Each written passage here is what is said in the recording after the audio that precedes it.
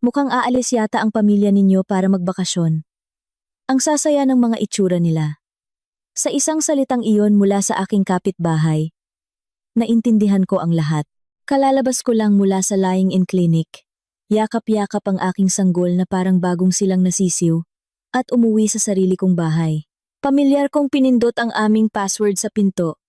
Ngunit isang malamig na tunog lang ng makina ang isinagot nito. Iniwan ako ng asawa ko, kasama ang aking biyenan at hipag. Sa labas ng aming pinto iniwan ako, at ang aking sanggol, upang magtungo sa ibang bansa. Sa malamig na pasilyo, isang beses lang akong tahimik na umiyak, at doon ako nagdesisyon. Agad akong tumawag ng 2 beses. Ang isa ay para sa aking ina upang sunduin ako, at ang isa naman ay para sa isang abogado na tatapos sa lahat ng ito. Pagkalipas ng 1 linggo, masayang bumalik ang aking asawa at ang kanyang pamilya. Bitbit ang maraming shopping bag mula sa mga mamahaling tindahan. Ang sumalubong sa kanila ay ang pinto ng aming bahay na may kakaibang kandado. Sino kayo? At nanggugulo sa harap ng bahay ng iba. Ako ang bumili ng bahay na ito. Noon lang napansin ng asawa ko ang isang text message na galing sa akin. Ang kuwento ngayong araw, magsisimula na ngayon. Bago magsimula ang kuwento, mangyaring i-click ang subscribe at like sa ibaba. Naway hindi maubos ang swerte at pera sa inyong buhay. Sa lobby ng lying-in clinic, mahigpit na niyakap ni Angela ang kanyang sanggol habang papalabas ng automatikong pinto. Nang bahagyang iangat ng hangin ng abril ang dulo ng kumot ng sanggol. Mabilis itong inayos ni Angela at tiningnan ang mukha ng kanyang anak. Baby natin, uuwi na tayo sa bahay. Siguradong sabik na si Papa na makita ka. Bulong ni Angela sa sanggol habang sumasakay ng taxi. Habang tanaw na niya ang pamilyar na condominium complex sa labas ng bintana, kusa na lamang napangiti si Angela. Huminto ang taxi sa harap ng pangunahing gate ng kondo. At dahan-dahang sumakay si Angela sa elevator habang yakap ang sanggol. Pagdating sa ika-12 palapag, tumayo si Angela sa harap ng pinto ng kanilang unit at pamilyar na pinindot ang password. Isang malamig na tunog ng makina, ang 3 beses na umalingaw-ngaw, at isang pulang ilaw ang kumurap. Natigilan ang mga daliri ni Angela. Teka, mali yata ang pagpindot ko? Sabi ni Angela sa sarili. Habang dahan-dahang pinindot muli ang mga numero. Muli, umalingaw-ngaw ang tunog sa pasilyo. Nagtatakang pinindot ni Angela ang mga numero sa pangatlong pagkakataon, ngunit hindi pa rin bumukas ang pinto. Kumunot ang noo ni Angela. Pinalitan kaya ni Paulo ang password? Bulong niya, habang kinukuha ang kanyang cellphone sa isang kamay para tawagan si Paulo. Hindi man lang tumunog ang telepono at agad na isang automated voice ang narinig. The number you have dialed is currently switched off. Ibinaba ni Angela ang tawag at sinubukang muli. Paulit-ulit lang ang narinig niyang boses. Kinagat ni Angela ang kanyang labi at tumawag ng 5, 6, 7 beses. Ngunit iyon at iyon lang ang kanyang naririnig. Nagsimulang mag-umpisang umiyak ang sanggol sa kanyang mga bisig. Hinaplos ni Angela ang likod ng sanggol at ipinasok ang kanyang kamay sa ilalim ng lumang doormat. Isang malamig at matulis na bagay ang kanyang naramdaman. Nang iangat niya ang doormat, isang bagong susi na hindi niya pa nakikita kailanman ang nakalagay doon. Ano to? Inilagay ni Angela ang susi sa kanyang palad at matagal itong tinitigan. Sa buong panahon na nakatira sila roon, hindi sila kailanman nag-iwan ng susi. Pinalitan ng password, at mayroon pang hindi kilalang susi. Nagsimulang manginig ang mga kamay ni Angela. Itinapon niya ang susi sa isang sulok ng pasilyo at muling kinuha ang kanyang cellphone para tawagan ang kanyang biyenan, si Aling Teresita. Nagriring ito. Sakto namang bumukas ang pinto ng katabing unit at sumilip ang kapitbahay nilang si Aling Nena. Naku, Angela, nandito ka na pala kasama ang baby mo. Masayang bati ni Aling Nena. Habang lumalapit sa kanya, pilit na ngumiti si Angela at yumuko. Opo, Aling Nena. Kaso po, hindi tumutugma ang password. Nakita niyo po ba ang asawa ko? Nanlaki ang mga mata ni Aling Nena at pumalakpak. Ay, hindi mo pala alam. Kahapon, umalis si Paulo kasama ang nanay at kapatid niya. Hila-hila ang malalaking maleta. Sumakay sila ng airport bus. Nanigas ang ekspresyon ni Angela. Mukhang aalis yata ang pamilya ninyo para magbakasyon. Ang sasaya ng mga itsura nila, nagtatawanan at nagkukuwentuhan. Walang kamalay-malay na dugtong ni Aling Nena. Narinig ni Angela ang boses ng kanyang biyenan sa kabilang linya. Hello? Magalang na tumango si Angela kay Aling Nena. Tumalikod at idinikit ang telepono sa kanyang tainga. Nay, si Angela po ito. Nasa tapat po ako ng bahay. Pero pinalitan po yata ang password kaya hindi ako makapasok. Hindi ko rin po makontak si Paulo. Sandaling katahimikan ang bumalot sa kabilang linya. Mabagal na nagsalita si Aling Teresita. Ah, ganoon ba? Ang password? Ewan ko. Hindi ko rin alam. Tanungin mo na lang si Paulo. Kaya nga po kayo ang tinawagan ko. Kasi hindi ko siya makontakt. Nay, nasaan po kayo ngayon? Medyo abala ako ngayon. Tatawag na lang siguro si Paulo mamaya. Ibaba ko na. Tut tut tut. Bigla na lang ibinaba ni Aling Teresita ang tawag. Dahan-dahang ibinaba ni Angela ang telepono mula sa kanyang tainga at sumandal sa pader ng pasilyo. Muling umiyak ang sanggol. Tiningnan ni Angela ang nakasaradong pinto ng kanilang bahay.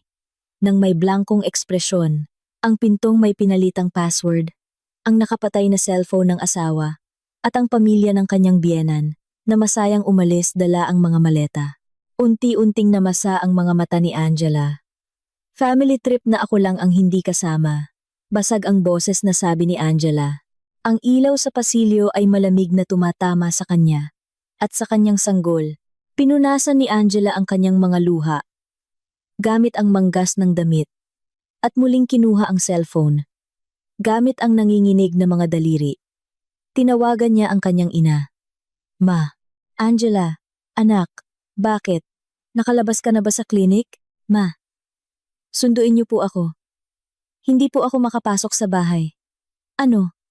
Anong ibig mong sabihin? Bakit hindi ka makapasok? Pinalitan po ni Paulo ang password at nagbakasyon sila kasama ang pamilya niya. Hindi rin po niya sinasagot ang tawag ko. Narinig ni Angela ang malalim na paghinga ng kanyang ina sa kabilang linya. Huwag kang aalis diyan. Pupunta kami agad ng papa mo. Ibinaba ni Angela ang tawag at umupo sa isang sulok ng pasilyo. Naramdaman ng sanggol sa kanyang bisig ang init ng katawan niya at tumigil sa pag-iyak, habang mahigpit na ikinuyom ang maliliit nitong kamao. Tinitigan ni Angela ang kamao ng kanyang anak. At nagtiimbagang, pagkalipas ng 30 minuto, bumukas ang pinto ng elevator. At nagmamadaling lumabas ang mga magulang ni Angela. Nang makita ng kanyang ina ang anak na nakaupo sa sahig ng pasilyo, agad siyang tumakbo at niyakap ito. Anak ko, sobrang natakot ka siguro. Tiningnan ng ama ni Angela ang pinto ng kanilang unit at umiling. Umuwi muna tayo sa bahay. Hindi ito ang lugar para manatili tayo. Tinulungan ng ina ni Angela na tumayo ang anak. Bago magsara ang elevator, lumingon si Angela at huling sinulyapan ang nakasaradong pinto.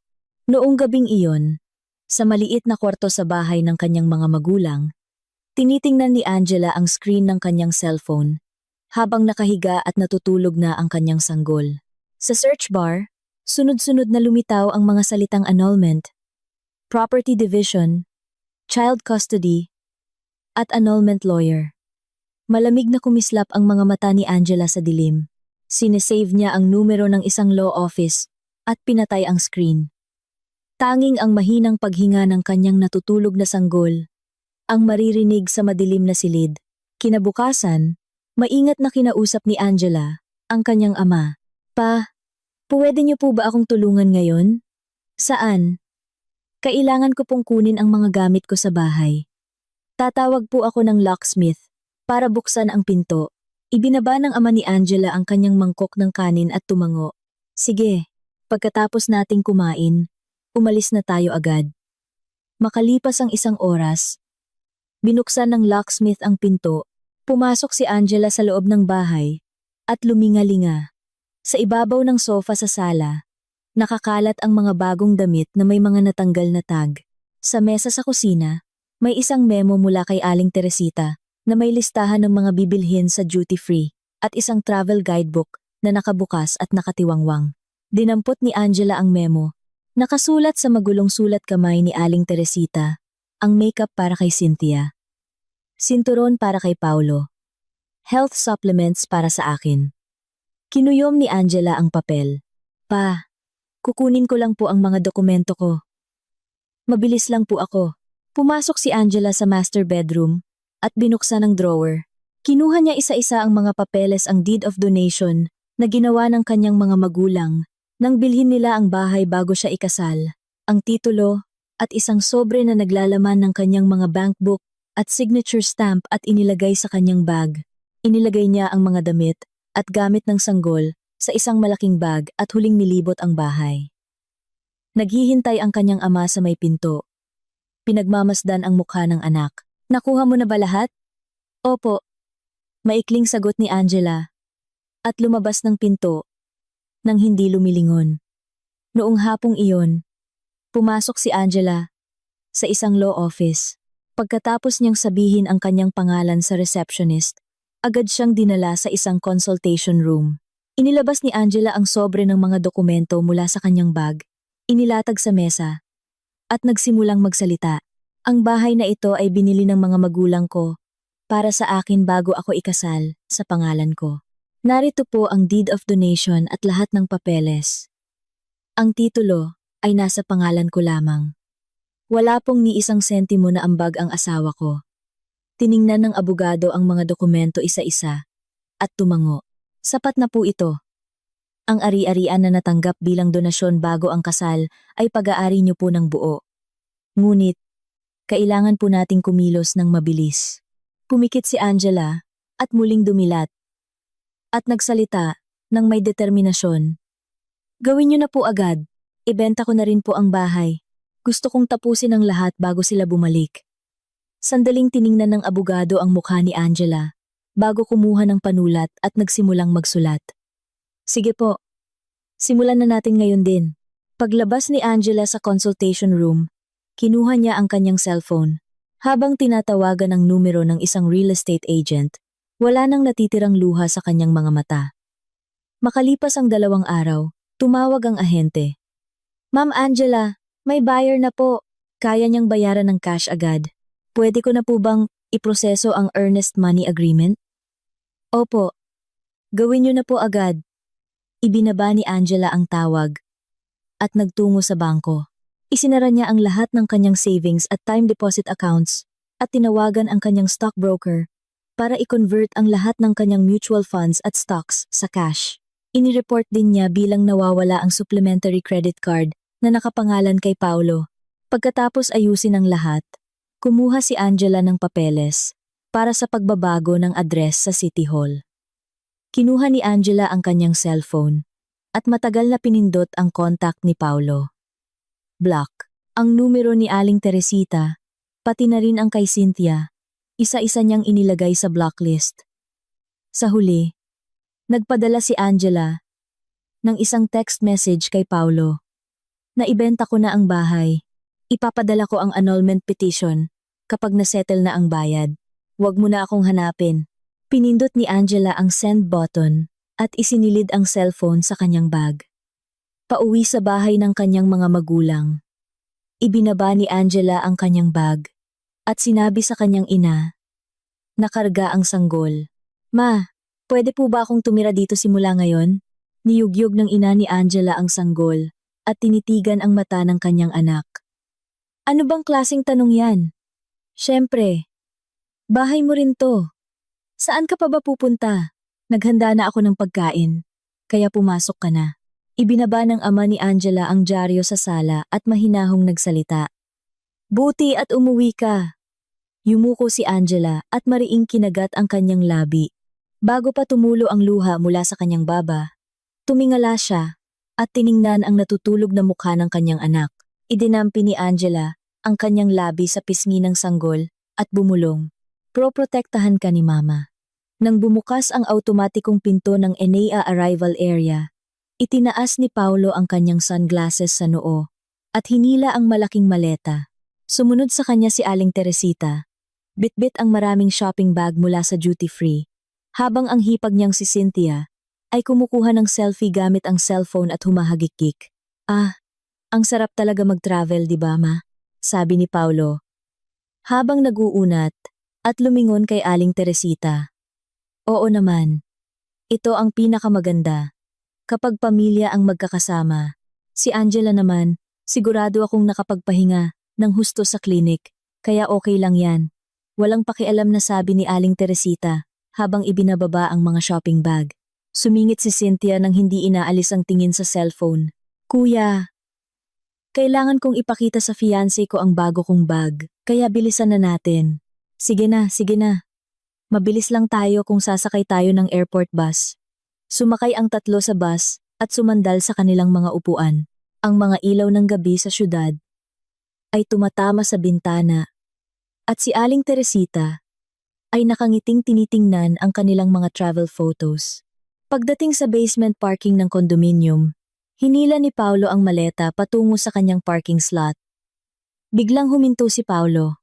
Sa kanyang parking slot, may isang itim na imported na sasakyan na hindi niya pa nakikita kailanman. Ano to? Sino ang nagpark sa pwesto ko? Kumunot ang noo ni Paulo at tiningnan ang plaka ng sasakyan. Lumapit si Aling Teresita. Tawagan mo ang guard. Baka may ibang nagkamali lang ng park. Hi. Mamaya na sa taas. Ipasok muna natin ang mga gamit. Umiling si Paulo at pinindot ang button ng elevator. Pagdating sa tuwal sa palapag, tumayo ang tatlo sa harap ng pinto. Inilapag ni Paulo ang maleta at akmang pipindutin ang password, ngunit natigilan ang kanyang mga daliri sa ere. Pinalitan ang door lock. Hindi ito ang door lock na pinalitan niya. Isang ganap na bagong modelo ang nakakabit sa pinto. Ano to? Bulong ni Paulo habang sinusubukang ipasok ang lumang password, ngunit tunog lang ng makina ang narinig. Sinubukan din niya ang password, na siya mismo ang nagpalit. Isang pulang ilaw lang ang kumurap. Kuya, bakit hindi mo buksan? Inis na tanong ni Cynthia mula sa likuran. Itinulak ni Aling Teresita si Paulo at tinitigan ang door lock. Gawa ito ng babaeng yan. Si Angela. Pinalitan niya ang door lock habang nasa biyahe tayo. Ang kapal ng mukha niya. Nagsimulang kalampagin ni Aling Teresita ang pinto gamit ang kanyang kamao. Angela! Angela! Buksan mo ang pinto. Buksan mo ito ngayon din.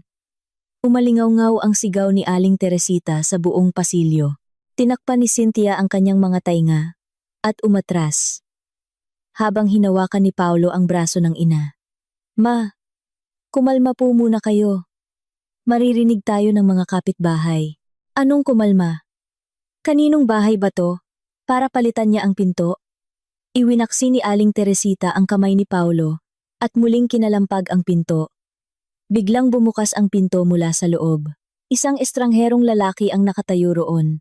Isang nasa katanghaliang gulang na lalaki. Malaki ang katawan at naka-t-shirt. Ang nakatingin sa kanila, nang may kunot sa noo. Sino po sila? Bakit po ninyo kinakalampag ang pinto ng bahay ko?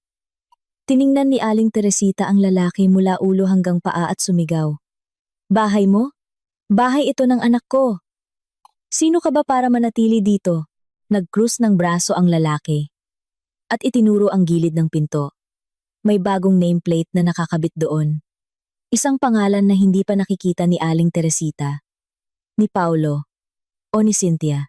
Ito po ang bahay ko. Isang linggo na po ang nakalipas. Mula nang pirmahan ko ang kontrata at lumipat. Gusto niyo po bang ipakita ko ang kopya ng titulo? Mahinahon, ngunit matatag na sabi ng lalaki. Nagsimulang mamutla ang mukha ni Paulo. Sandali lang po. Ano pong ibig niyong sabihin?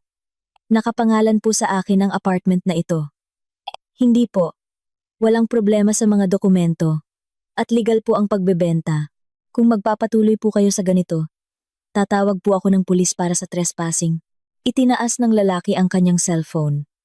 Nagmamadaling kinuha ni Paulo ang kanyang cellphone mula sa bulsa. Nang buksan niya ito, sa gitna ng maraming notifikasyon, lumitaw ang isang text message mula kay Angela. Naibenta ko na ang bahay. Ipapadala ko ang annulment petition kapag nasettle na ang bayad. Huwag mo na akong hanapin. Nahulog ang cellphone mula sa kamay ni Paulo. Nagkaroon ng lamat ang screen, ngunit hindi man lang niya naisipang pulutin ito. Nanginginig ang kanyang mga labi, at wala siyang masabi. Ano? Ibinenta ang bahay? Inagaw ni Aling Teresita ang cellphone ni Paulo, at tiningnan ang screen. Pagkabasa ng text, namula ang mukha ni Aling Teresita. Bago ito biglang namutla, nanlambot ang mga tuhod ni Aling Teresita at napaupo siya sa sahig ng pasilyo. Baliw na ang babaeng yan. Ibinenta ang bahay ng asawa niya.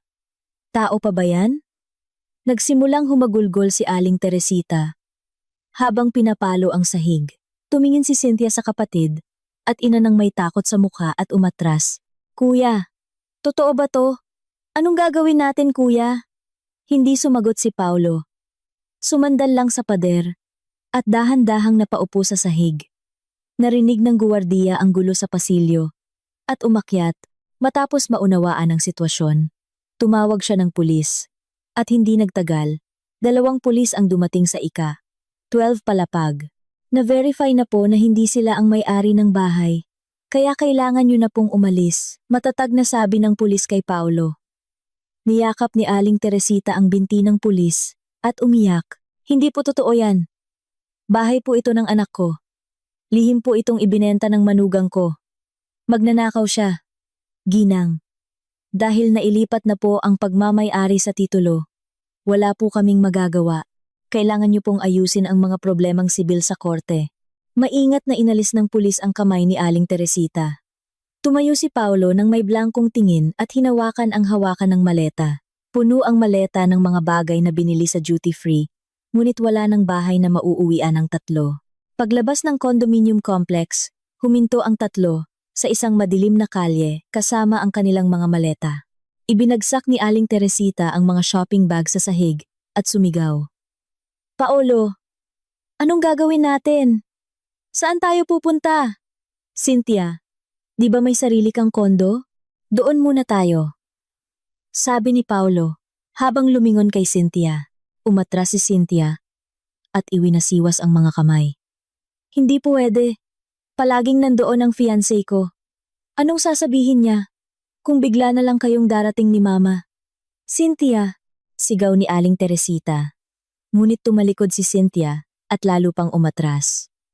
Ma, may sarili rin akong buhay. Hindi naman ito para sa 1 araw o 2 lang. Anong gusto niyong gawin ko? Kinagat ni Cynthia ang kanyang labi. Pumara ng taxi at umalis. Tiningnan ni Aling Teresita ang papalayong taxi at mapait na tumawa. Tingnan mo. Kahit sarili kong anak, ganito. Wala talagang mapagkakatiwalaan sa mundo. Tahimik na naghanap si Paulo ng malapit na motel sa kanyang cellphone. Ang anino ng dalawa, habang hila-hila ang kanilang mga maleta, patungo sa motel ay mahabang humaba sa ilalim ng ilaw ng poste. Pagkatapos ng isang gabing hindi makatulog sa motel, dinala ni Paulo si Aling Teresita sa isang law office kinaumagahan. Pag-upo pa lang ni Aling Teresita sa silya, pinalo niya ang mesa at nagsimulang magsalita. Lihim na ibinenta ng bruhang si Angela ang bahay namin. Makatarungan ba yon? Hindi ba't pandaraya yon? Inayos ng abogado ang kanyang salamin at tiningnan si Aling Teresita. Pakisabi po ang buong detalye ng sitwasyon. Pinaupo ni Paulo ang kanyang ina. Habang nasa lying-in ang asawa ko, nagbakasyon po kami sandali. Pagbalik namin, naibenta na po ang bahay. Nakatira rin po ako doon. At tumaas po ng malaki ang halaga ng bahay pagkatapos naming ikasal. Wala po ba akong karapatan doon? Tumango ang abogado habang nagsusulat. Kanino po nakapangalan ng titulo? Sa asawa ko po. Pero mag-asawa kami at magkasama kaming nakatira doon. Ano pong kinalaman nun? Nag-iiba po depende kung nakuha ito bago o pagkatapos ng kasal. Nag-atubili si Paulo. Binili po ito ng mga biyenan ko bago kami ikasal. Pero dahil magkasama kaming tumira doon pagkatapos, may karapatan din po ako. di ba? Ibinaba ng abogado ang kanyang panulat at diretsyong tiningnan si Paulo. Sa totoo lang po, mahirap po yan. Ang ari-arian na na-donate ng mga magulang ng asawa ninyo bago ang kasal ay mahirap isama sa mga ari-ariang dapat paghatian. Pero po pwede po nating subukan. May paraan po para igiit ang inyong kontribusyon sa pagtaas ng halaga ng bahay pagkatapos ng kasal. Sumandal si Aling Teresita. Sapat na yon. Ang anak kong si Paulo ang kumikita. Nag-aalaga ng bahay. Lahat. Kailangan din naming humingi ng danyos. Si Angela ang sumira sa pamilya namin. Tumango si Paulo at ikinuyom ang kamao. Maghahain po kami ng kaso. Hihingin po namin ang kalahati ng halaga ng bahay at danyos. At ganoon nga. Nagsampa ng kaso ang panig ni Paulo laban kay Angela. Makalipas ang ilang araw, binuksan ni Angela ang sobre na naglalaman ng petisyon na idiniliver sa bahay ng kanyang mga magulang. Dahan-dahang binasa ni Angela ang mga dokumento. Kalahati ng halaga ng bahay at malaking halaga para sa danyos. Humalakhak si Angela at inilapag ang mga papeles sa mesa. Mahinahon na sinabi ng kanyang abogado sa telepono. Gaya po ng inaasahan, huwag po kayong mag-alala. Dahil kumpleto po ang mga dokumento ng donasyon, hindi po sila mananalo sa issue ng ari-arian. Ngunit, may isa pa po tayong kailangang tingnan ang daloy ng pera sa panig ng asawa ninyo. Ano po ang ibig niyong sabihin? Bago po kayo makapag-withdraw, mayroon ng malaking halaga na nawala sa joint savings account ninyo. Kung matutuntun natin kung saan napunta ang perang ito, malaking tulong po ito sa kaso. Mariing itinikom ni Angela ang kanyang bibig at nag-isip. Ano po ang dapat kong gawin? May kilala po akong mapagkakatiwalaang investigador. Magaling po siyang mag-trace ng mga financial records. Gusto niyo po bang ipagawa sa kanya? Sige po, pakiusap. Ibinaba ni Angela ang tawag at tumingin sa labas ng bintana. Mula sa silid, mahinang narinig ang pag-ungol ng sanggol sa kanyang pagtulog. Samantala, pumunta si Paulo at Aling Teresita sa condominium complex ng mga magulang ni Angela. Sa harap ng gate, nagsimulang sumigaw si Aling Teresita. Angela, lumabas ka. Ikaw na masamang babae. Ibinenta mo ang bahay ng asawa mo at nagtatago ka. Umalinganggaw ang boses ni Aling Teresita sa buong complex. Nakatayo si Paulo sa tabi ng kanyang ina. Nakakrus ang mga braso at nakatingin sa mga bintana sa itaas. Huminto ang mga residente na dumaraan at nagsimulang magbulungan. Sino yang mga yan? Nakakahiya naman. Bakit sila ganyan? Hindi nagtagal. Dumating ang guwardiya at isang police car ang huminto sa harap ng gate. Bumaba ang mga pulis at lumapit sa dalawa. Kung magpapatuloy po kayo sa ganito, maaari po kayong makasuhan ng protection order. Umalis na po kayo. Kumapit si Aling Teresita sa pulis at humikbi. Ninanakaw po ng manugang ko ang bahay namin. Kami po ang biktima. Sa korte niyo po, dapat ayusin yan. Hindi po kayo pwedeng gumawa ng gulo dito. Sa matatag na salita ng pulis. Hinila ni Paulo ang braso ng kanyang ina at umatras. Ma, tara na po. Talo lang tayo kung dito tayo mag-iingay. Nagngit-ngit ang ngipin ni Aling Teresita at masamang tiningnan ang pulis bago nagpahila kay Paolo. Makalipas ang ilang araw, nagsimulang kumilos ang investigador. Sinundan niya ang mga galaw ni Paulo at kinuhanan ng litrato ang pag-withdraw nito ng cash mula sa iba't ibang ATM. Nang dumating ang report ng investigador sa abogado ni Angela, nanlaki ang mga mata nito habang binabasa ang mga dokumento.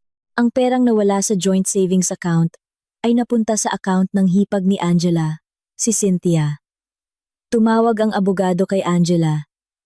Miss Angela, ang perang kinuha ng asawa ninyo ay napunta sa account ng kapatid niya. Malaki po ang halaga. Agad po tayong hihiling sa korte na ilabas ang bank records ni Cynthia.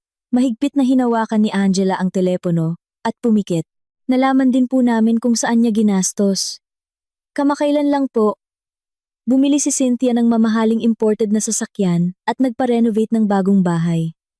Mukhang bongga po ang paghahanda niya sa kasal. Matagal na hindi nagsalita si Angela bago dahan-dahang nagsabi. Kolektahin niyo po lahat ng ebidensya. Ilalabas ko po lahat yan sa korte. Papalapit na ang araw ng paglilitis. Si Paulo at Aling Teresita, kampante, ay nag-ipon ng mga kamag-anak na magpapatotoo para sa kanila. Ikinuyom ni Aling Teresita ang kamao sa tabi ni Paulo at sinabi, "Huwag kang mag-alala. Hindi naman siguro tanga ang hukom para pumanig sa isang babaeng nagbenta ng bahay nang walang paalam sa asawa."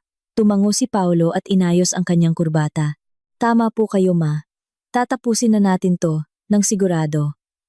Samantala, tahimik na inihahanda ni Angela ang kanyang mga huling ebidensya, ang mga recording ng mga nakaraang pag-uusap nila ni Cynthia, ang mga text message kung saan humihingi ng pera si Cynthia, at ang mga litrato at dokumentong nakalap ng investigador ay isa-isa niyang inilagay sa kanyang bag. Ipinaalam ng abogado ni Angela ang isang huling bagay. "Hiniling po namin na maging testigo ang fiancé ni Cynthia." Tinanggap po ito ng korte. Tahimik na tumango si Angela. Sa araw ng paglilitis, nagkasalubong si Angela at Paolo sa pasilyo ng korte. Masamang tiningnan ni Paolo si Angela. Hindi umiwas si Angela at diretsong tumingin sa kanya.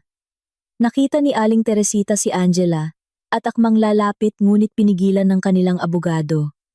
Bumukas ang pinto ng korte nang makaupo na ang magkabilang panig. Unang tumayo ang abogado ni Paulo at nagsimulang magsalita. Nilinlang ni Miss Angela ang kanyang asawa at biyenan at basta na lang ibinenta ang kanilang tahanan. Ito ay malinaw na panloloko. At ang responsibilidad sa pagwasak ng pamilya ay nasa kanya. Sumunod, umupo sa witness stand si Aling Teresita. Pinupunasan ang mga luha gamit ang panyo at nanginginig ang boses. "Simulat sa pool. Pera lang ang habol ni Angela sa anak ko. Mula nang maging asawa siya, napakaluhong-luho. Hindi marunong mag-asikaso ng bahay at puro gastos lang. Hindi niyo alam kung gaano kami naghirap." Humikbi si Aling Teresita at lumingon sa mga tao. Ilang kamag-anak sa panig nila ang tumango bilang pagsang-ayon. Tumayo ang abogado ni Angela. "Your Honor, ang bahay na ito ay binili ng mga magulang ni Miss Angela gamit ang sarili nilang pera, bago pa man sila ikasal, at ipinangalan sa kanya. Ito ay exclusive property niya." Ipinakita ng abogado ang deed of donation at mga bank transfer records. Narito po ang mga dokumento at patunay ng paglilipat ng pera. Wala pong ni isang sentimo na inambag si Mr. Paolo sa bahay na ito. Natahimik ang korte. Inilabas ng abogado ni Angela ang pangalawang set ng mga dokumento. At, "Your Honor, napatunayan po namin na si Mr. Paolo ay kumuha ng milyon-milyong piso mula sa kanilang joint account at inilipat sa account ng kanyang kapatid na si Cynthia." Nagbulungan ang mga tao. Namutla ang mukha ni Paolo at si Aling Teresita ay napatingin sa kanyang anak na nakanganga.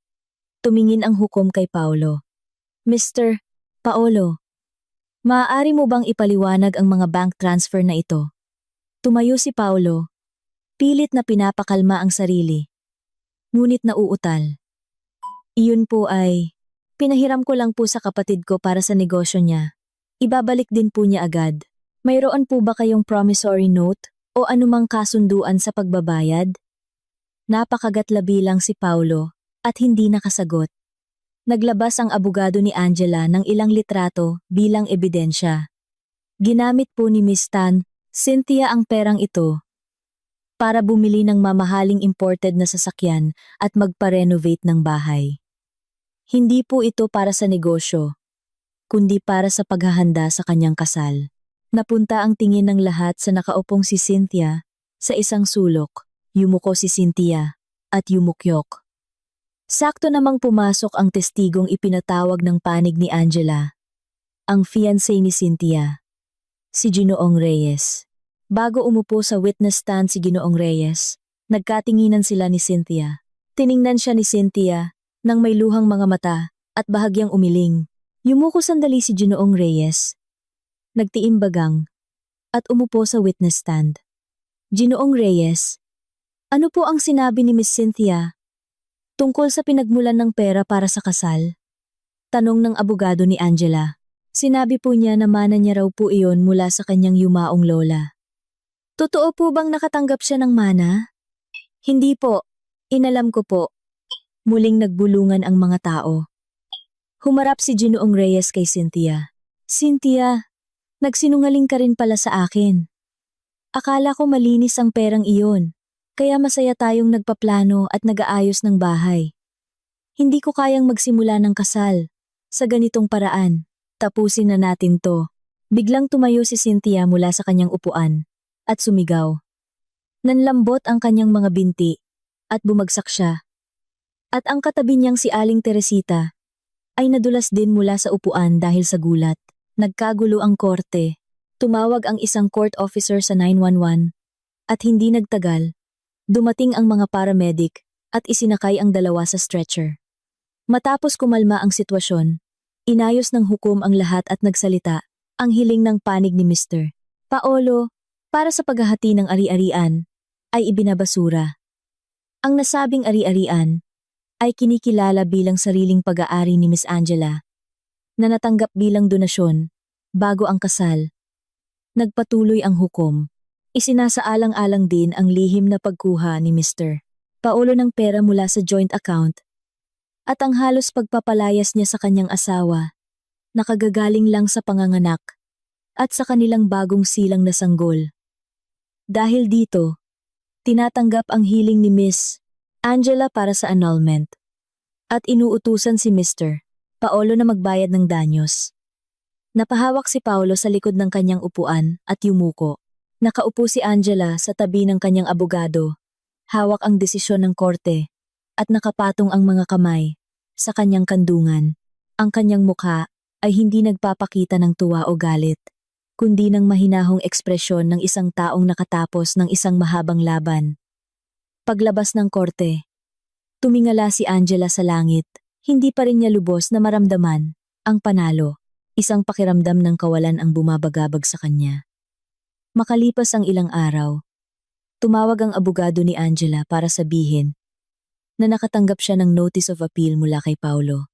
Ayon po sa kanya, binayaran daw po ninyo ng pera ang testigo para magsinungaling. Ganoon po ang laman ng apela niya.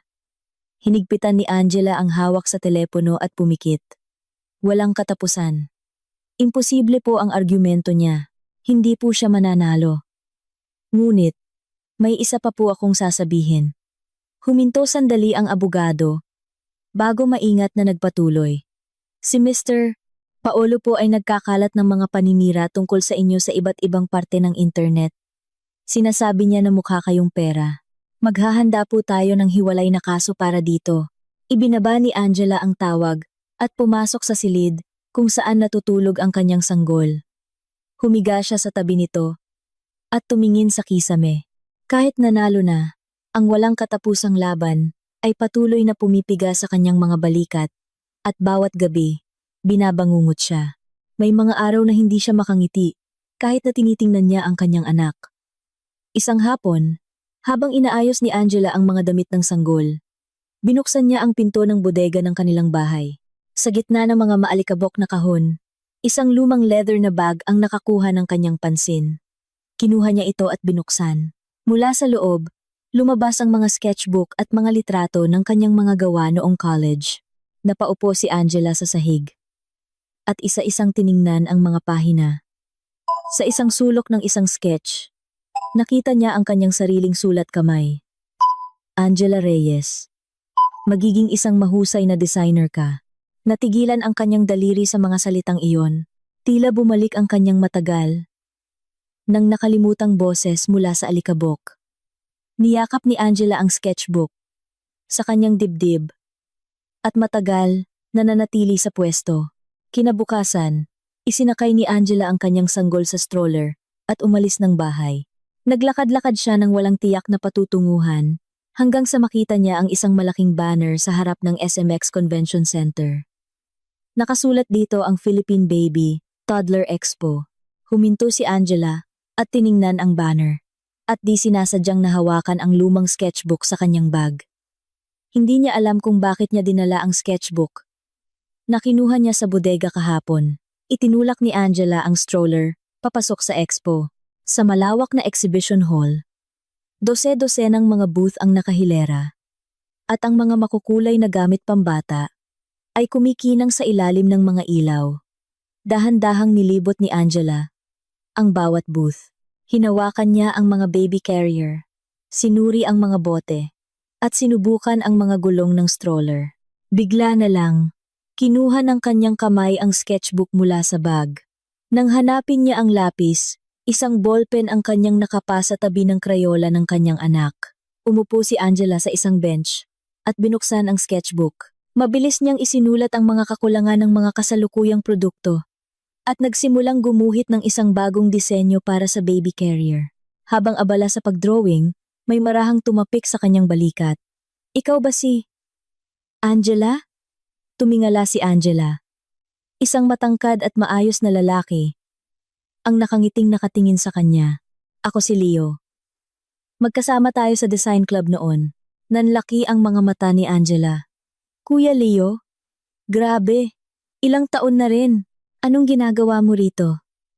Tiningnan ni Leo ang sanggol sa stroller at ngumiti. Wow! May baby ka na pala. Nanay ka na. Pilit na ngumiti si Angela habang inaayos ang kumot ng sanggol. Opo, ikaw kuya? Napadaan ka lang? Itinaas ni Leo ang kanyang ID na may pangalan ng isang exhibitor. May kumpanya ako na gumagawa ng mga gamit pambata. May booth kami sa expo na ito. Doon sa banda roon, na malantida alan-tutaan, itinuro ni Leo ang isang bahagi ng hall. Gulat na tumingin si Angela kay Leo. Ikaw ang may-ari? Oo. Nagsimula sa maliit. Pero heto, umabot na kami rito. Teka, ano yung dino drawing mo? Napunta ang tingin ni Leo sa sketchbook, sa kandungan ni Angela. Agad na isinara ni Angela ang sketchbook. Ah, wala to. Nagdodoodle lang. Sandali tingnan ko. Hindi na hinintay ni Leo ang pahintulot ni Angela at bahagyang binuksan ang sketchbook. Nanatili ang tingin ni Leo sa mga pahina. Sa pagitan ng kanyang mga gawa noong college, naroon ang mga bagong sketch ng mga gamit pambata. Isang disenyo na nagbabago sa istruktura ng strap ng baby carrier, isang ideya para sa adjustable nursing pillow, at mga tala sa pagpapalawak ng storage ng stroller. Tiningnan ni Leo ang bawat pahina at humangang tumango. Ikaw ang gumuhit nito ngayon? Tumango si Angela. Ang ganda ng ideya mo para sa baby carrier na ito. Ang paraan mo para i-distribute ang bigat sa balikat sa simpleng paraan. Ngayon ko lang nakita. Ikaw pa rin talaga si Angela. Bahagyang namula ang mga mata ni Angela. Ang mga salitang iyon ay tumama sa kaibuturan ng kanyang puso. Hindi na niya matandaan kung kailan huling may tumawag sa kanya, sa kanyang pangalan, at kinilala siya. Nambobola ka naman kuya. Hindi ako nambobola. Ilang taon na ako sa industriyang ito. May mata ako para sa magagandang disenyo. Ibinalik ni Leo ang sketchbook kay Angela. Lumipat tayo ng lugar, mag-usap tayo. Lilibre kita ng kape. Nag-usap ang dalawa sa isang coffee shop malapit sa expo. Inabot ni Leo ang kape at tinitigan ang mukha ni Angela. May maitim na bilog sa ilalim ng kanyang mga mata at pumayat siya ng husto. Angela, may problema ka ba? Hindi maganda ang itsura mo. Hinawakan ni Angela ang tasa ng kape at humigpit ang hawak. Ayaw sana niyang magsalita. Ngunit sa harap ng tahimik na tingin ni Leo, kusa na lang siyang nagsalita. Paglabas ko po ng lying in, pinalitan ng asawa ko ang password ng bahay at nagbakasyon kasama ang pamilya niya. Kasalukuyan po kaming nasa proseso ng annulment. Ibinaba ni Leo ang kanyang tasa at sumeryoso ang mukha. Ibinenta ko na po ang bahay dahil nakapangalan naman sa akin. Pero nag-apela siya at nagkakalat ng mga paninira sa internet. Walang katapusan. Unti-unting humina ang boses ni Angela. Nag-umpisang umiyak ang sanggol sa stroller. At mabilis niya itong inalo. Matagal na hindi nagsalita si Leo. Pagkatapos, mababa ang boses na sinabi niya. Angela, natatandaan mo ba? Noong nanalo ka ng grand prize sa exhibit ng club natin noong college? Tumingala si Angela. Sinabi ng mga hurado na ang gawa ko ay hindi pang estudyante, Natalo mo nga ako noon, di ba? Nakangiting sabi ni Leo. Kung gaano ka kahusay, parang ikaw lang ang hindi nakakaalam. Itinaas ni Angela ang tasa, ngunit hindi uminom. Nanginginig ang kanyang mga daliri. Kuya, wala na po akong kwenta ngayon. Araw-araw, nagtitimpla lang ako ng gatas, nagbabasa ng mga papeles ng kaso, at binabangungot. Yun lang po. Kaya nga, nahihirapan ka ngayon hindi, dahil wala kang kakayahan, kundi dahil mag-isa mong dinadala ang isang bagay na hindi kayang dalhin ng isang tao ng mag-isa. Huminto sandali si Leo bago nagsalita. Bumubuo kami ng isang bagong project team sa kumpanya. Gusto naming gumawa ng mga produktong talagang kailangan ng mga ina. Ano sa tingin mo kung ikaw ang mamuno sa team na iyon? Nanlaki ang mga mata ni Angela. Ako po, wala po akong karanasan. Hindi lahat ay tungkol sa karanasan. Ang sketch na nakita ko kanina ay mas praktikal at matalas kaysa sa sinumang designer sa merkado. Mula sa pananaw ng isang ina, naramdaman mo ang problema at iginuhit ang solusyon. Hindi yan natututunan sa eskwelahan. Yumuko si Angela at matagal na tiningnan ang sanggol sa stroller. Nagising ito at ngumiti sa kanya. Hindi mo kailangang sumagot agad. Pag-isipan mo at tawagan mo ako. Inilapag ni Leo ang kanyang business card sa mesa at tumayo. Noong gabing iyon, umupo si Angela sa harap ng kanyang mga magulang sa sala. Inilapag niya ang business card ni Leo sa mesa at maingat na nagsalita. Inalok po ako ng isang senior ko noong college na magtrabaho sa kumpanya niya. Gumagawa po sila ng mga gamit pambata. Kinuha ng ina ni Angela ang card at nagtanong. Gusto mong magtrabaho? Gusto ko po sanang subukan. Pero, ang baby po. Ibinaba ng ama ni Angela ang dyaryo at tiningnan ang anak. Kami na ang bahala sa apo namin. Magtrabaho ka. Tumango ang ina ni Angela at hinawakan ang kamay ng anak. Tama. Gawin mo ang gusto mo. Nandito kami ng papa mo. Tiningnan ni Angela ang kanyang mga magulang at yumuko. Kinabukasan, tinawagan ni Angela si Leo. Kuya, tatanggapin ko po. Narinig niya ang mahinang tawa ni Leo sa kabilang linya. Magandang desisyon yan. Pumunta ka sa opisina bukas. Ibinaba ni Angela ang tawag at binuksan ang sketchbook. Sa isang bagong pahina, iginuhit niya ang unang linya. Nanginginig ito, ngunit hindi siya huminto. Sa unang araw niya sa trabaho, ipinresenta ni Angela ang kanyang mga ideya sa isang meeting. 3 executive ang nakinig sa kanya. Nakakrus ang mga braso at nagtataka, maganda ang ideya. Pero masyadong ideal. Hindi natin alam kung bebenta ba to sa merkado. Mukhang hindi cost-effective. Nanginginig ang mga kamay ni Angela habang hawak ang presentation materials. Paglabas niya ng meeting room, narinig niya ang bulungan ng mga executive. Huminto siya sandali sa pasilyo. Pumikit at dumilat. Nagtiimbagang siya at bumalik sa kanyang mesa. Mula noon, binawasan ni Angela ang kanyang tulog para gumawa ng mga prototype. Kinontak niya ang 100 na ina para sa isang survey at maingat na inayos ang mga resulta. Pagkalipas ng 1 linggo, muli siyang tumayo sa meeting room. Inilapag niya ang mga prototype sa mesa at ipinakita ang survey results sa screen. 77 sa 100 na ina ang nagsabi na ang pananakit ng balikat mula sa mga kasalukuyang baby carrier ang kanilang pangunahing problema. Ang modelong ito ang solusyon. Ang gastos ay 15% lang na mas mataas kaysa sa mga kasalukuyang produkto. Pinagpasahan ng mga executive ang prototype at nagkatinginan. Sa harap ng mga numero, wala silang masabi. Mukhang sulit subukan, sabi ng isang executive. At sumang-ayon ng iba, itinataas ang kanilang mga kamay para aprubahan ang proyekto. Paglabas ni Angela sa meeting room, napahawak siya sa pader. Sa unang pagkakataon sa mahabang panahon, napangiti siya. Nagsimula ng buuin ni Angela at ng kanyang team ang produkto. Isinama niya ang lahat ng kanyang mga personal na karanasan bilang isang ina.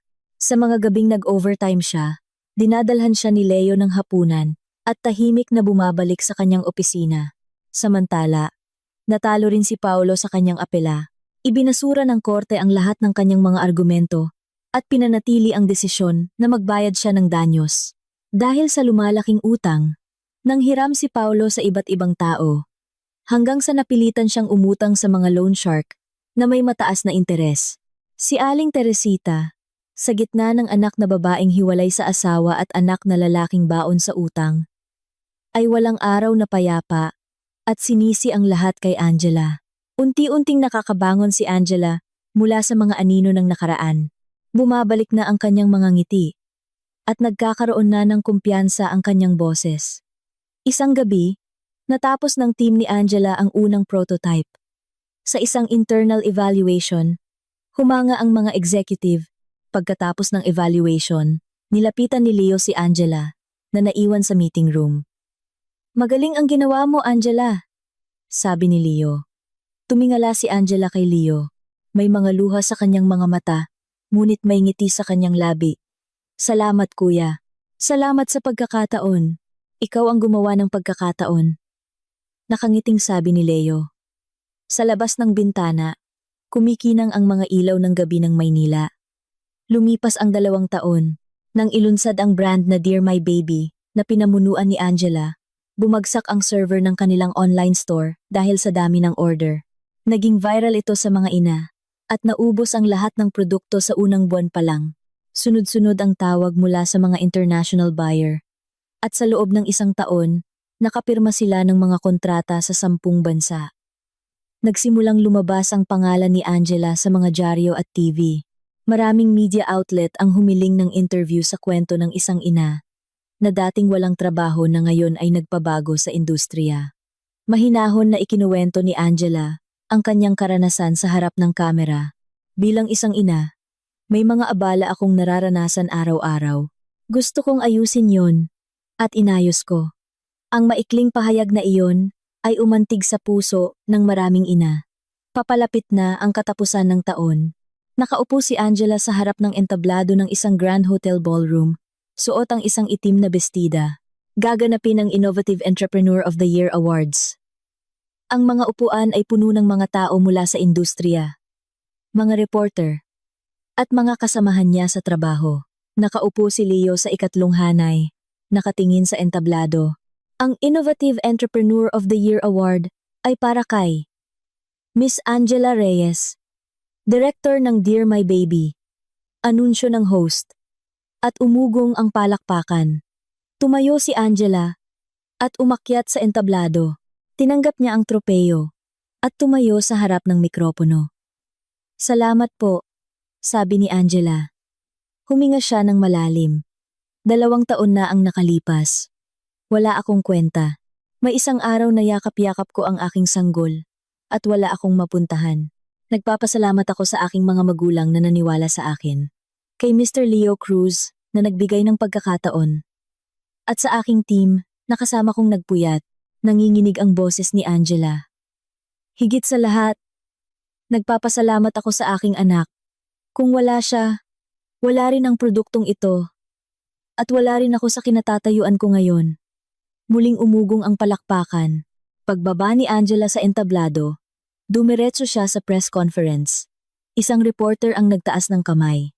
"Miss Reyes, alam na po sa industriya ang tungkol sa inyong annulment.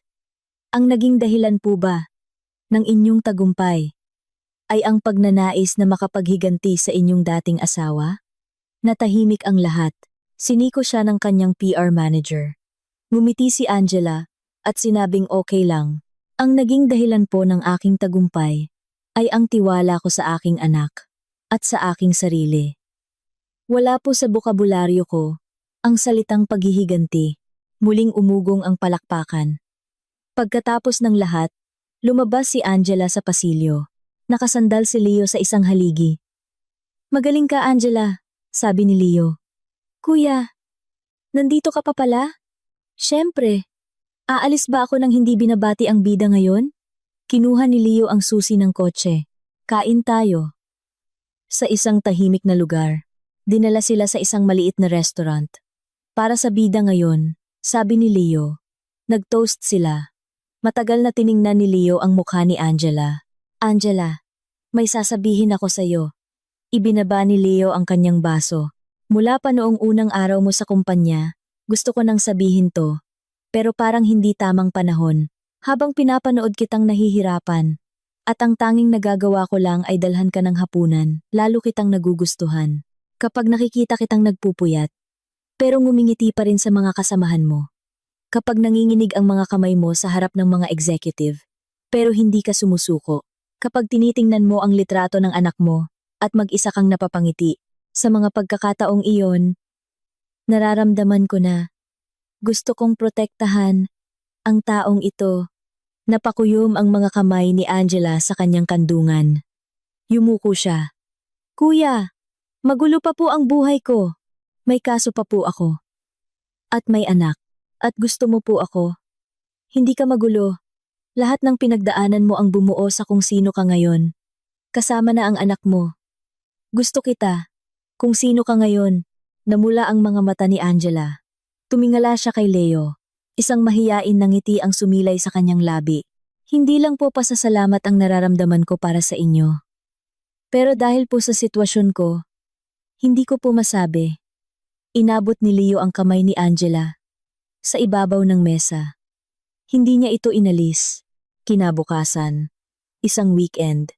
Dinala ni Angela ang kanyang anak sa parke. Ang bata, na nagsisimula ng magsalita, ay masayang naglalakad habang hawak ang kamay niya. Mama, puno! Malaking puno!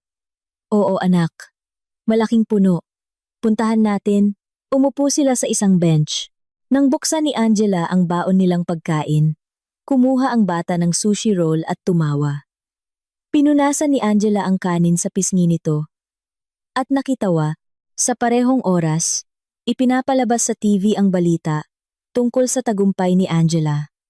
Sa isang sulok ng isang motel, nakatingin si Paulo sa screen. Naka-close up ang masayang mukha ni Angela. Umiling si Paulo at nagtiimbagang. Ang katabi niyang si Aling Teresita ay kinuha ang remote at pinatay ang TV. Ayoko siyang makita. Ayokong makita siyang nagtatagumpay. Ibinato ni Aling Teresita ang remote at humiga. Naninilaw ang kanyang mukha. At nanginginig ang kamay na nakahawak sa dibdib. Tahimik na tumingin si Paulo sa kisame. Isang weekend, inimbitahan ni Leo si Angela at ang kanyang anak sa bahay ng kanyang mga magulang.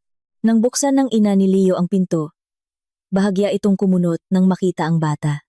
Leo, mukhang mabait naman. Yang si Angela.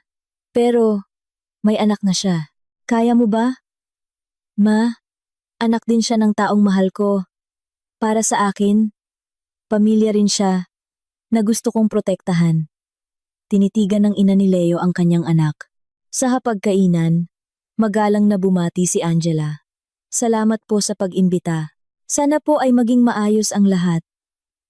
Lola, masarap po ito. Dahil sa simpleng salita ng bata, napangiti ang ina ni Leo. Pagkatapos kumain, hinawakan ng ina ni Leo ang kamay ni Angela. Angela, marami kang pinagdaanan no? Narinig ko na lahat kay Leo. Kung may problema ka, sabihin mo lang sa akin. Kinarga niya ang bata at hinaplos ang buhok nito. Yumuko si Angela at kinagat ang labi. Bago pa tumulo ang luha, ngumiti siya. Salamat po tita. Tahimik na ngumiti si Leo habang pinagmamasdan sila. Isang magandang araw ng tagsibol. Nagpropose si Leo kay Angela sa tulong ng bata. Isang maliit na buke ng bulaklak ang dala ng bata, palapit kay Angela. Sa gitna ng mga bulaklak, kumikinang ang isang singsing. Nang tumingala si Angela, nakaluhod na si Leo sa harap niya. Angela, maging pamilya tayo. Tumulo ang luha ni Angela. Tumango siya at inilahad ang kamay. Isinuot ni Leo ang singsing. Niyakap ng bata si Leo. Papa, sa unang pagkakataon, tinawag ng bata si Leo na Papa. Namula ang mga mata ni Leo at niyakap niya ng mahigpit ang bata. Isang litrato ng tatlo ang isinabit sa pinakakita-kitang pader sa kanilang bagong bahay. 3 buwan pagkatapos ng kanilang kasal, biglang bumagsak ang bata pag-uwi galing kindergarten. Nilagnat ito ng sobrang taas. 39.8 degrees. Mahal! Sobrang taas ng lagnat ng anak natin. Bilisan mo. Dalhin natin sa emergency room. Mula sa opisina, nagmamadaling umuwi si Leo. Pagdating sa ospital, nag-seizure ang bata. Sumigaw si Angela. Matapos ang emergency treatment, sinabi ng doktor. Huminto na ang seizure. Pero hindi pa natin alam ang dahilan. Kailangan ng masusing pagsusuri.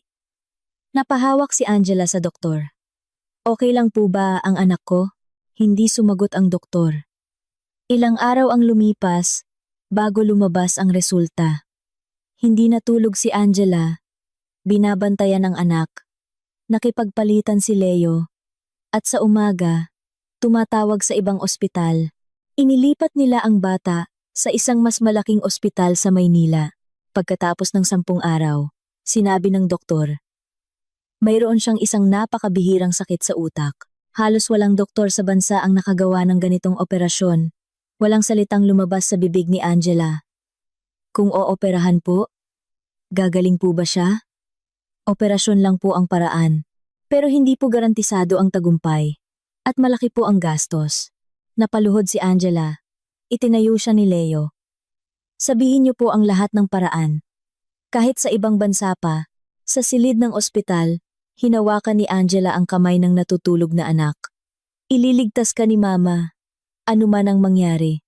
Makalipas ang ilang araw, lumitaw si Paulo sa lobby ng ospital. Lumuhod siya sa harap ni Angela.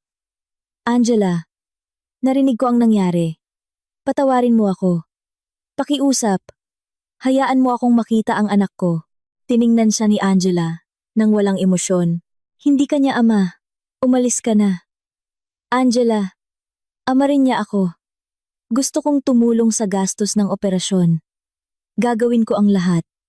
Ang pera mo galing sa loan shark, di ba? Huwag mong dalhin ang maruming perang. Yan sa anak ko. Malamig na sabi ni Angela. Araw-araw, lumilitaw si Paolo sa lobby. Ngunit hindi makalapit. Nang subukan niyang manghingi ng pera online gamit ang kwento ng bata, nahuli siya at kinasuhan ng fraud. Walang sinabi si Angela. Kumilos si Leo. Gabi-gabi, tumatawag siya sa mga ospital sa ibang bansa. Sa wakas, Angela, nahanap ko na ang doktor na may pinakamaraming karanasan sa operasyong ito.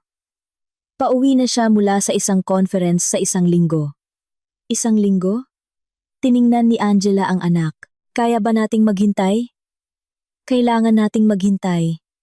Para makalikom ng pondo, ibinenta ni Leo ang bahagi ng kanyang share sa kumpanya.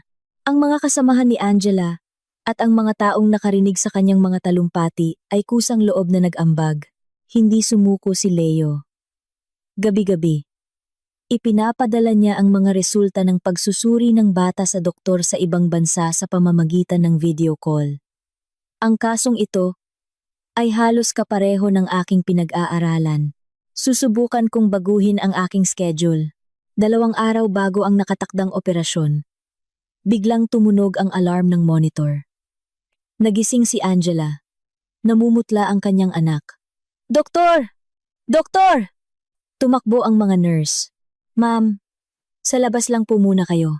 Napaupo si Angela sa sahig ng pasilyo at nagdasal. Pakiusap. Pakiusap. Dumating si Leo. At niyakap siya. Biglang bumukas ang pinto ng elevator. At isang lalaking may dalang malaking bag ang lumabas ang doktor mula sa ibang bansa. Ihanda ang operating room.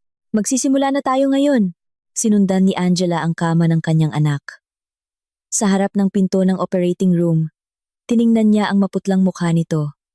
Bahagyang dumilat ang mga mata ng bata. Mama! Nandito si Mama! Matatapos din ito agad. Pagmulat mo, mukha ni Mama ang una mong makikita. Nagsara ang pinto ng operating room. Napaupo si Angela. Inalalayan siya ni Leo. Ang pulang ilaw sa itaas ng operating room ay hindi namatay. 10 oras. Nang mamatay ang pulang ilaw, tumayo silang lahat. Lumabas ang doktor. Matagumpay po ang operasyon. Nalagpasan na po niya ang pinakamalaking pagsubok. Napaiyak si Angela. Niyakap siya ni Leo. Humagulgol ang kanyang ina. At ang kanyang ama ay napasandal sa pader. 5 araw bago inilipat ang bata sa regular na silid. Nang hawakan ni Angela ang kamay nito, dahan-dahang dumilat ang mga mata nito. Mama! Nandito si Mama! Ang galing-galing ng baby ko! Makalipas ang ilang araw, isang sulat ang dumating sa opisina ng abogado ni Angela mula kay Paulo. Pinalitan niya ang benepisyaryo ng kanyang life insurance sa pangalan ng kanilang anak, na may kasamang sulat ng paghingi ng tawad. Okay lang po, itago niyo na lang po sa drawer, sabi ni Angela. Sa sandaling iyon, tuluyan na niyang kinalimutan ang pangalang Paulo. Nagsimula ang rehabilitasyon ng bata. Nag-leave si Leo sa trabaho. Araw-araw, dinadala niya ang bata sa rehab center. Ang perang nalikom ay sumobra pa sa gastos sa ospital. Iminungkahi na gamitin ang natitirang pera para tulungan ang ibang mga batang may sakit. Pumayag si Angela. Itatag natin ang Dear My Baby Foundation. Dahil dito, lalong nakilala ang kanyang kumpanya. Sa pagbabalik ni Angela sa trabaho, sinalubong siya ng kanyang mga kasamahan ng isang cake. Welcome back, ma'am! Lumipas ang ilang buwan. Sa rehab center, nakatayo ang bata sa kabilang dulo ng silid nang walang tulong. Pumunta ka na kay mama, sabi ng therapist. Humakbang ang bata. 1, 2, 3. Nanginginig ang kanyang mga binti, ngunit hindi siya huminto. 4, 5. Tumakbo siya palapit kay Angela. Mama, niyakap ni Angela ang anak. Mula sa likuran, pumalakpak si Leo. Noong gabing iyon, nagsimulang magsulat si Angela sa kanyang laptop para sa lahat ng mga ina at mga anak sa mundo. Isinulat niya ang lahat ng kanyang pinagdaanan. Sa araw ng discharge party ng bata, nagtipon ang lahat sa lobby ng ospital. Isinakay ni Leo ang bata sa kanyang balikat. Salamat po sa inyong lahat. Sigaw ng bata. Tumingin si Angela kay Leo at ngumiti. Sa unang araw ng bata sa kindergarten, hinawakan ni Angela ang kanang kamay nito at si Leo naman sa kaliwa. Papa, may karera kami ngayon. Mananalo ako. Sa gitna ng karera, natanggal ang sintas ng sapatos ng bata at nadapa ito. Tumakbo si Leo palapit. Okay lang yan. Papa, kaya ko pang tumakbo. Siyempre naman. Tara na. Tinalian ni Leo ang sintas. Tumayo muli ang bata at tumakbo. Hindi siya nanalo, ngunit pagtawid sa finish line, tumakbo siya palapit kay Angela. Mama, natapos ko. Ang galing ng anak ko. Ang makita ang kanyang anak na tumatakbo, na dati nakahiga lang sa kama ng ospital, ay mas mahalaga kaysa sa anumang tropeyo. Pag-uwi, napansin ni Angela ang isang babae sa loob ng isang maliit na karinderya. Nakatalikod, naghuhugas ng mga plato, si Aling Teresita. Ang dating mapagmataas na biyenan ay wala na. Isang matandang babae na lang na pagod sa buhay. Mahal, bakit? Tanong ni Leo. Wala. Tara na. Nagpatuloy sila sa paglalakad. Walang galit o hinanakit sa mukha ni Angela. Makalipas ang ilang araw, nakatanggap siya ng email mula sa investigador. Isang news article. Isang hindi kilalang lalaki ang natagpo ang walang buhay. Sa isang parke, biktima ng utang sa mga loan shark. Kahit na halos hindi na makilala, alam ni Angela na si Paulo iyon. Dinelete niya ang email. Iyon na ang katapusan ng lahat. Sa araw ng pagpasok ng bata sa elementarya, magkahawak kamay sila ni Angela sa harap ng gate. Mama! Elementary na ako! Inayos ni Angela ang bag nito. Niyakap ni Leo ang balikat ni Angela. Sa ibabaw ng kanyang tiyan, maingat na inilagay ni Leo ang kanyang kamay. Isang bagong buhay ang nabubuo sa pagitan nilang dalawa. Salamat, mahal. Mas nagpapasalamat ako, sabi ni Leo. Sa isang bakanteng lote, pinaplano nila ang kanilang bagong bahay. Dito ang malaking sala. Tapos ang kwarto ng mga bata. Doon sa maaraw na bahagi. Dito ang kwarto ko. Doon ang kay baby. Sigaw ng bata. Ang tawanan nilang tatlo ay umalingaw-ngaw. Noong gabing iyon, nagsalo-salo ang dalawang pamilya.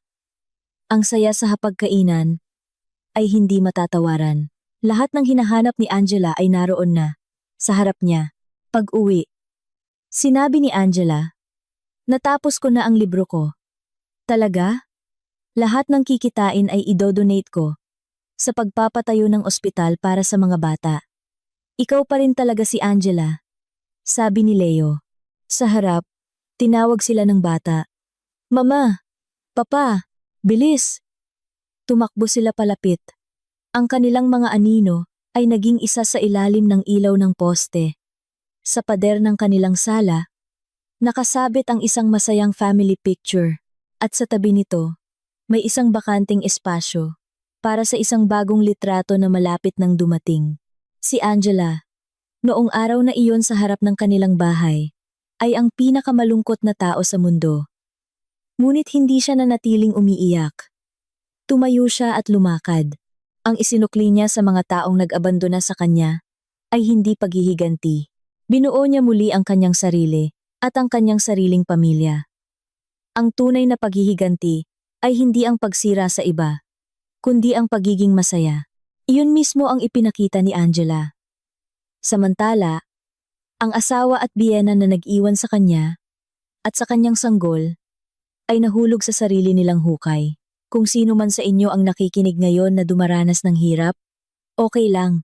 Tulad ni Angela, isang hakbang lang ang kailangan. At ang isang hakbang na iyon ang simula ng isang bagong landas.